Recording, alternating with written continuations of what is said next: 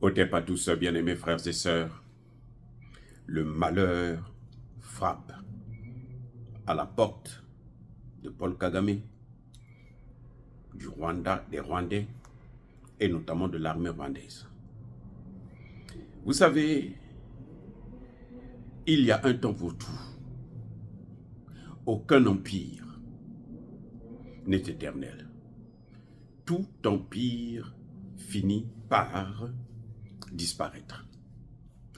Tout empire, surtout lorsque cet empire est basé sur le malheur des autres. C'est-à-dire que vous marchez sur les têtes des autres, vous marchez sur les cadavres des autres, pour que vous puissiez être le grand, au-dessus de tout le monde. Vous voyez? Alors, qu'est-ce qui se passe avec Kagame et son armée en RCA et au Mozambique? Comme par hasard, l'armée rwandaise commet des exactions, vols et viols en RCA et au Mozambique. Les réactions, bien entendu, ne sont pas les mêmes.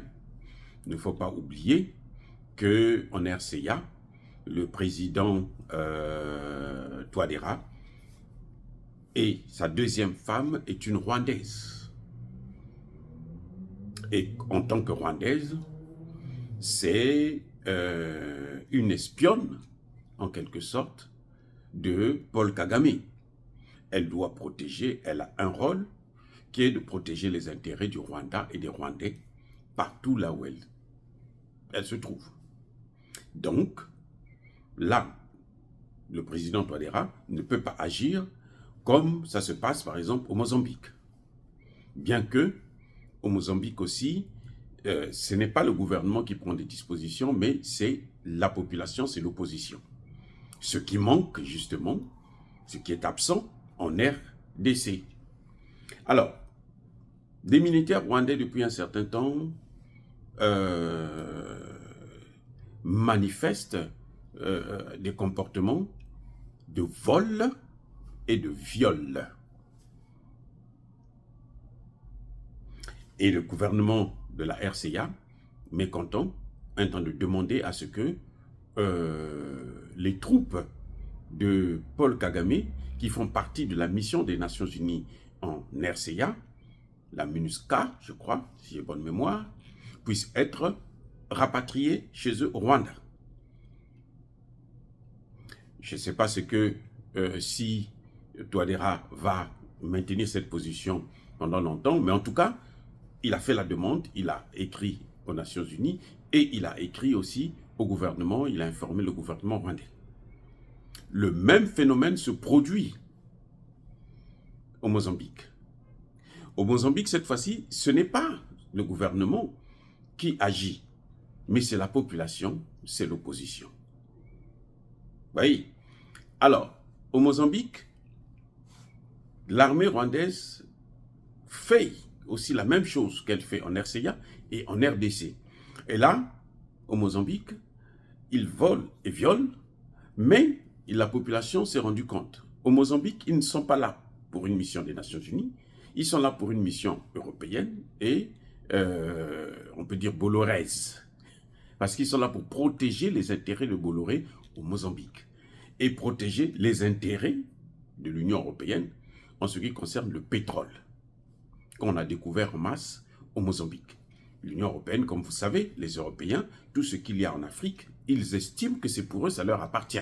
Donc, pour mieux protéger ça, pour que les Chinois, les Asiatiques et les autres consommateurs de l'or noir ne puissent pas venir mettre la main dessus. Et c'est le Rwanda qui joue ce rôle-là.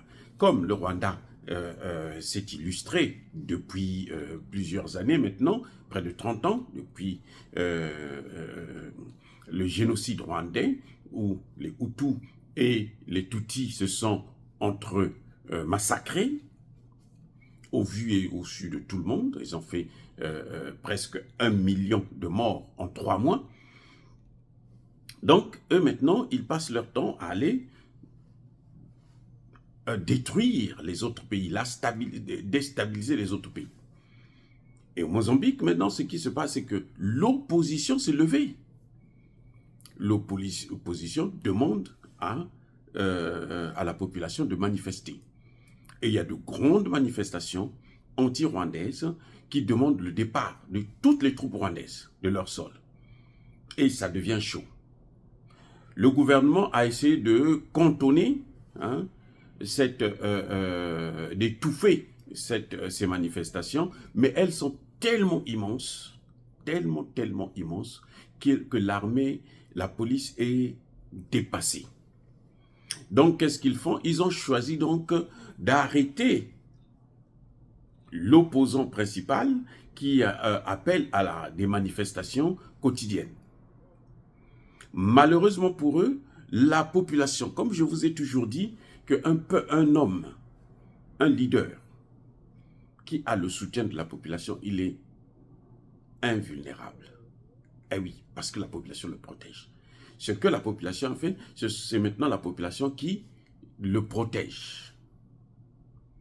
Et on n'a pas, l'armée, la police, n'ont pas accès à lui, sauf en massacrant d'abord des innocents.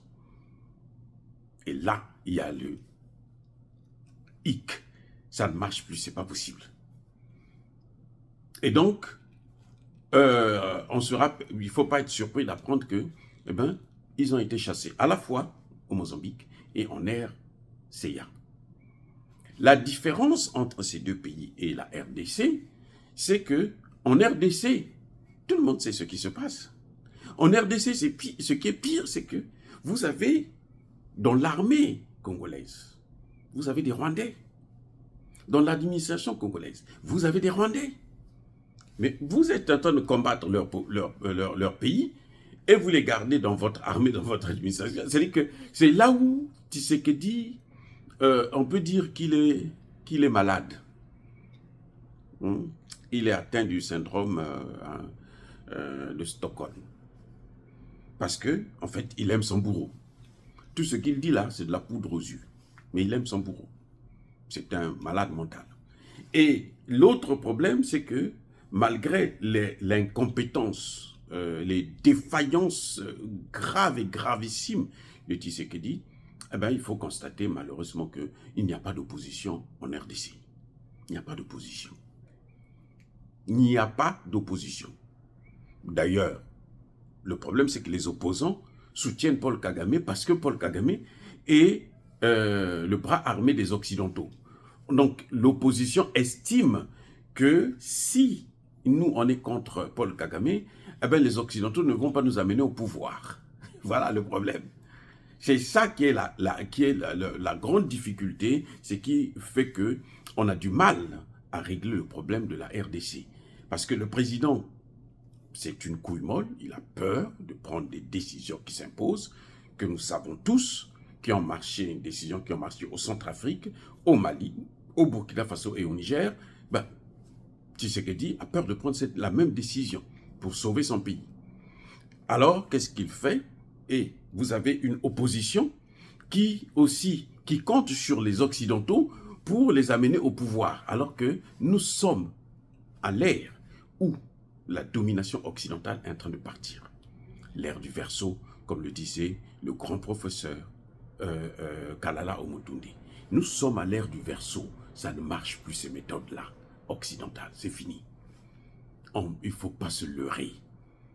Ils s'accrochent pour y rester, mais ils n'iront plus loin. C'est fini. Et voilà. Donc, même le Rwanda, son hégémonie est en train de tomber et va tomber.